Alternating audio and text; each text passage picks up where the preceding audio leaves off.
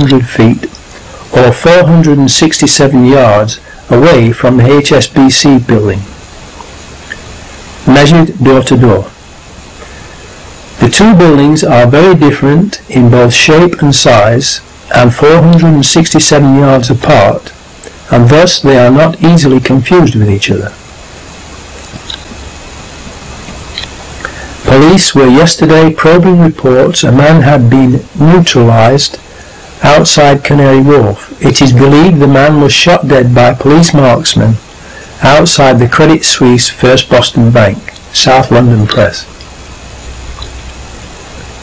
That means that the police shot and killed at least 3 suicide bombers in Canary Wharf on 7/7/2005.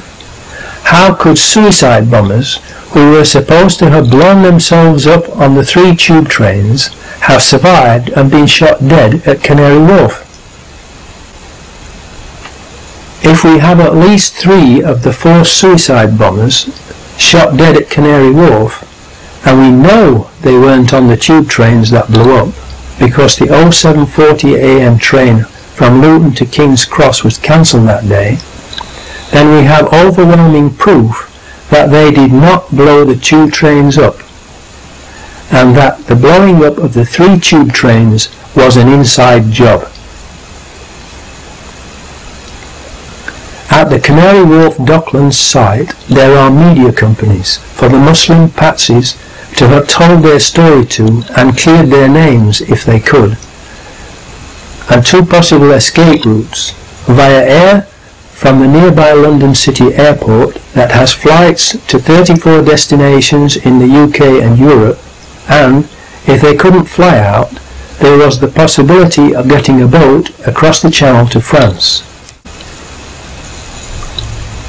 6th chapter title: The number 30 bus. The 4th Muslim backpacker, Hasib Hussain, who has been blamed for the number 30 bus bombing, is reported to have been seen wandering around London, going into McDonald's and eating a beef burger. He is reported to have tried unsuccessfully to contact the other 3 by phone on Euston Road outside King's Cross at 08:55 AM, but the phones were not working because they were first of all jammed and then shut down by the authorities. What happened to him? He was the youngest of the 4, only 18 years old, and described by those who knew him as a gentle giant. Therefore he was possibly the least worldly wise, and he was also on his own in a strange city and a long way from home. He might not have realized he was in danger of being framed as a patsy, believed all the chaos around that part of London was just part of the mock terrorism exercise that he was part of, and so just continued with his assigned role, which was to board a certain double-decker bus at an appointed time and sit at the back of the top deck. A double-decker upon which a large advertisement for a play had been placed on one side, reading, "Outright terror, bold and brilliant." Please think about that sign on the side of the bus and the sick minds of the people who planned the attacks. Now this is where it gets weird, because we are told that Hasib Hussain started from King's Cross Thameslink station and was seen on a number 91 bus travelling west along Euston Road to Euston Station, where he caught the number 30 bus that would have then travelled east back along Euston Road, retracing his steps back to where he started from at King's Cross, if it had not been diverted into Tavistock Square. Why would someone carrying a large heavy backpack do that, unless he was following a script written by someone who knew in advance that that particular number 30 bus, registration LX03BUF, would be diverted into Tavistock Square, and that Hasib Hussain would therefore not be able to get on it at King's Cross Thameslink, which is where he had arrived at on the train from Luton. Only someone who is a stranger to London would do that without asking why, because it is a totally illogical thing to do for someone who knows London and knows that the number 30 bus goes past King's Cross Thameslink station, so that they could have caught it there instead. It would have been a complete waste of time, energy, money and an unnecessary risk to take, and thus a totally illogical thing for a real terrorist to do.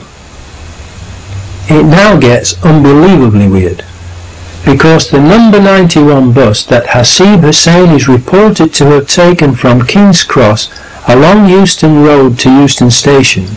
to board the number 30 bus, registration LX03BUF, that got diverted into Tavistock Square, actually goes to Tavistock Square. So, if he wanted to get to Tavistock Square, he could just have stayed on the number 91 bus and been sure of getting directly to Tavistock Square. The number 91 bus route goes from King's Cross to Tavistock Square.